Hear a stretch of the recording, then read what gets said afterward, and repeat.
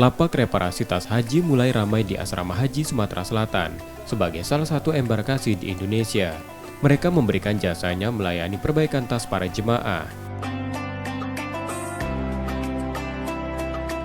Tiap jemaah calon haji memang dibekali sebuah tas sandang untuk menyimpan barang-barang berukuran kecil seperti paspor, ponsel, kunci, dan lainnya selama berada di Tanah Suci. Sebagian jemaah merasa tas sandang mereka belum terlalu kuat. Dengan peralatan sederhana seperti palu, tang, dan landasan besi, tali tas yang lama diganti dengan yang baru dengan bahan yang diklaim lebih kuat.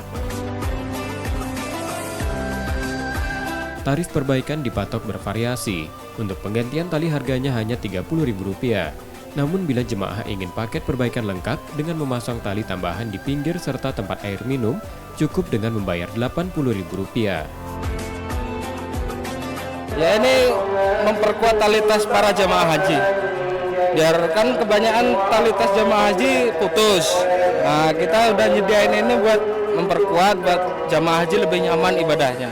Yang diganti tali pinggang, tali selempang atas, sama tambah tempat air minum. Keberadaan penyedia jasa perbaikan tas disambut antusias para jemaah calon haji. Dalam sehari, ada ratusan jemaah yang memperbaiki tas mereka. Ganti tali tas pinggangnya. Biar apa? Biar lebih kuat aja. Emang yang kemarin kenapa? Kuat, cuman ini biar lebih yakin aja karena kan nanti berat isinya.